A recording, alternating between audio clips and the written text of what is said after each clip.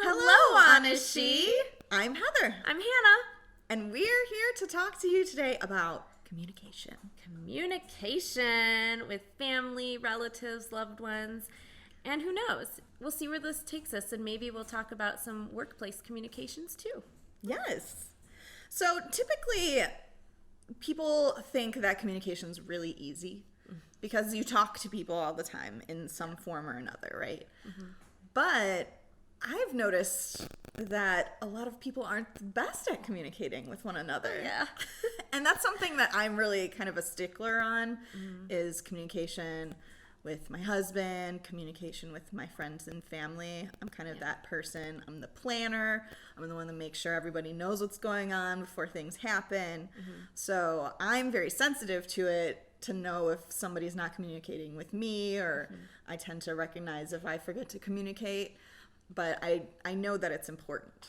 Yes. Oh, yes. I wouldn't say that I'm the best communicator, but I'm definitely that one that has to be prepared to handle some sort of event or task. And so anyone on my team, like meaning my husband or my family or any of my friends in my life, also needs to know what's happening so we can go accomplish this thing.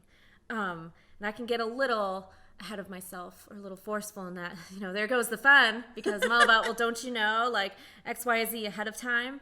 I can tend to be a little more of a drill sergeant that way. I find it the easiest to communicate with my husband because we're just on the same wavelength for the most part.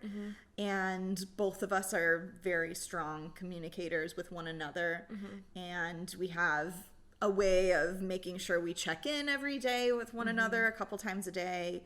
And we also have this shared calendar, so we know where each other are, and we're willing to ask each other questions, even if they're kind of your average everyday to day versus, awkward questions. But it's good that we have that kind of connection to be able to talk to each other like that and be comfortable. Yeah, no, that's very important. And I think too, something you said reminded me of. For example, I can be emotional. I can get excited. I can be upset. And lately, I've been more emotional than normal. So my husband and I have actually really challenged ourselves to take a breath before we communicate and agree that, yes, we need to talk about this, but maybe right now is not the best time. Let's come back in an hour, 20 minutes, or, maybe we only need 10 minutes, and calm down. Think about what are the facts here. Let's address the facts. We'll give each other space to tell each other how uncomfortable or comfortable we are with the situation and where we need each other's support. And when we do that, we've noticed that, we have way less bickering and less fighting altogether. We're able to talk about some of those difficult issues, that comes up in any relationship really, whether you're married or not. Even good friendships. Because I really think when you're doing that, you're putting your emotions aside and you're putting the other person first. And I think that shows some sort of respect. Yeah. You bring that into your communication level, and that helps a lot too. So. Yeah, I think that's a good point. And even with friendships, everybody's got their own personal agendas. Everybody's working, everybody's doing stuff with their family, So it's hard to get together sometimes. It's hard to know what everyone else is doing. So being able to feel comfortable talking about things that are going on in your life, like we do with all of you, is just a good thing to do and a good way of communication. Yeah, and just like you said, distractions are everywhere. And you can think sometimes by sending a text you're communicating, and you're not communicating. But it shouldn't really just end there, especially when it's a personal relationship, with someone that you're building trust and things like that. Taking that extra step to check in with them and not just really be about the business of your day. Have you ever noticed that there's a lot of miscommunication when it comes to if you're sending someone a text a lot? Have you ever had that happen to you where you're texting someone and it's coming through really fast and then they think you're saying something totally different, or they think you're saying something offensive or mean, but that's not... Or you're mad. They think you're mad at them. The way you read a text sometimes comes off... It just depends on your personal mood. You're like, oh, she's totally mad at me. Yeah. She didn't answer me in 2 seconds. It's like, I was in the bathroom. I'm sorry. Yeah, right? Yes. Oh, that happens to me. Yeah. I've definitely read into a text. Oh, yeah, me too. You know, yeah, and without that emotion, that tone of voice, it's how can you really know?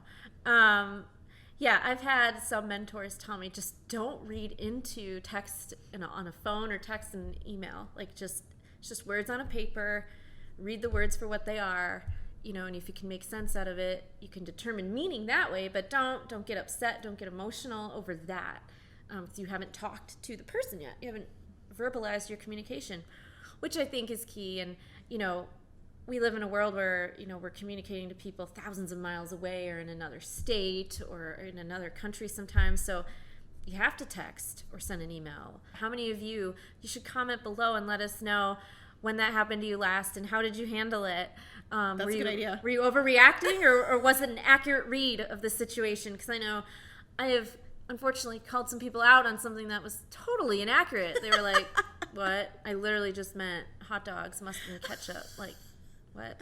How did you get offended out of that? Yes. I don't know. That's totally happened to me too. Yeah. I think too much into it and I'm like, oh my God, they're so mad at me. Yeah. And then I talk to them about it and they're like, why would you think I'm mad at you? I'm like, oh, okay. I mean, I didn't think that. Yeah. But then when it comes to work, you feel like you have to, like, we talk about it all the time yes. that we have to over communicate because there's so many different personalities, so many different types of jobs that need to get done. Yes. Yeah. Nope. And I always find, you know, if you are sending an email, some people are, you know, they're very direct, and that's good. I think, you know, again, that's a challenge for me and those of us who can take those types of things to heart to just not take it to heart. And if there are questions, you call them up on the phone or you Skype chat them or you know, you know what I mean.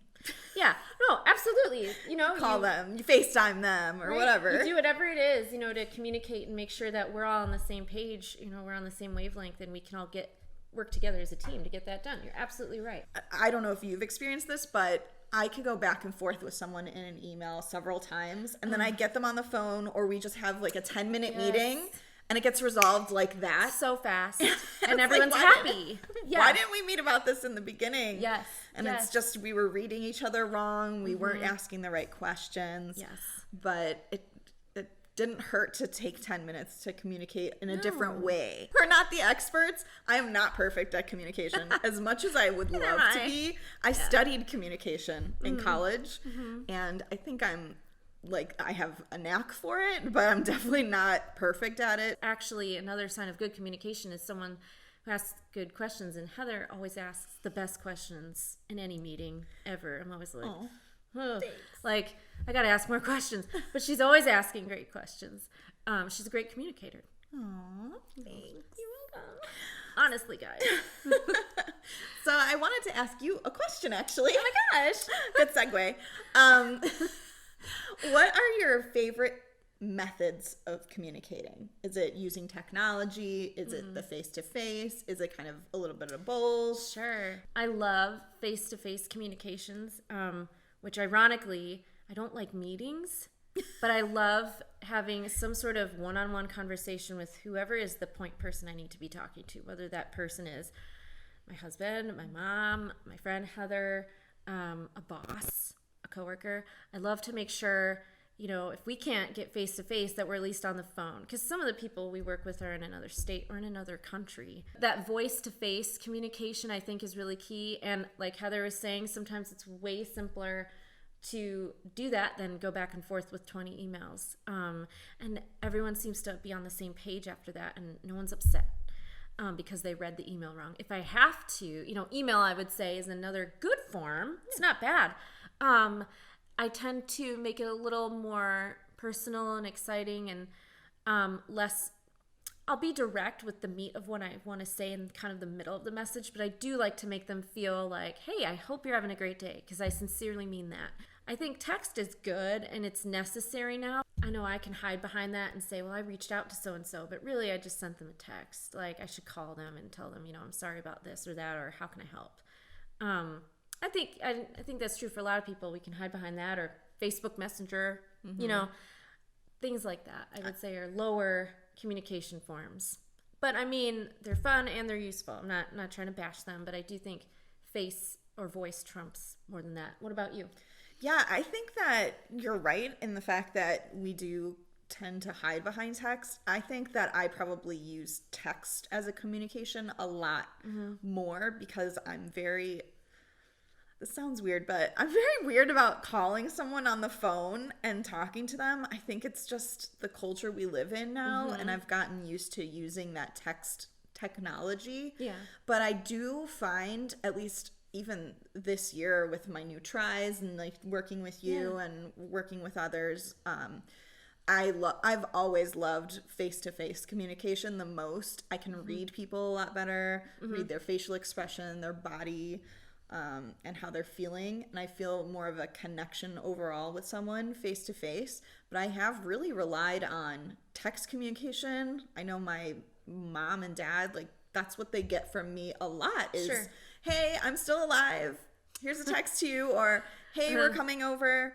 And I feel like I should initiate more calls and take more action on that. And it's nice to hear someone's voice once in a while too, you know? Yes. And you're not communicating behind some sort of robotic style device. Yeah. Yeah. You know, because we're in this like future techie era, but we're still human. And that's why we want to connect with all of you. Yes. Yeah, it's behind a screen, but making a video hopefully will help you understand our personalities a little bit more and how we talk to all of you, talk to each other. And we would use the communication in the video or what you type down below to kind of have that back and forth, and then we can respond in other videos. So, you know, we're using all of it as a form of connection. Absolutely. But yeah, I think I probably use text a lot, but my favorite form is face-to-face. And I'm really getting a lot of good use out of video too lately. Yeah. Well, I mean, with this project we do and talking to all of you, but video has been an interesting form of expression for me, and just, you know, leaving videos for people to make them laugh or something. Sometimes I'll film myself acting goofy and send it to my friends, and they think it's hilarious. Video is a great form of communication. It does bring that face value. Yeah. And that voice, you know, and it allows you to respond usually through text or an email. I really think that's a great point. And it can help you feel less isolated. You know, like Heather was saying, we've got all this technology around us, which is great. And I do think all of it's extremely useful and necessary. But we can feel isolated. Or, you know, we think we're kind of lulled into this false sense of, I'm communicating with everyone all the time. But having that voice and that FaceTime, I think helps bring that comfort, like you were saying, of it's nice to hear a voice every once in a while. And bring that back home. I mean, I think we're using it to communicate with people outside of our bubble. Yes, absolutely. Because people watching could be from anywhere, really. Really, yeah. Tell us where you're from. Oh, yeah, that'd be comment cool. below and tell us, you know, where you're living, where you're watching from, maybe what industry you're in. I don't know, whatever you want. Yeah, Tell us. say hello to us. So make sure you guys like and subscribe down below. Hit those buttons that are all along the bottom. Comment, leave us a message. Yeah, tell we us, want to hear from you. Yeah, tell us what you want to hear from us. And we want to start a conversation with you. And we're really excited about it. So we'll see you next time. Bye for now.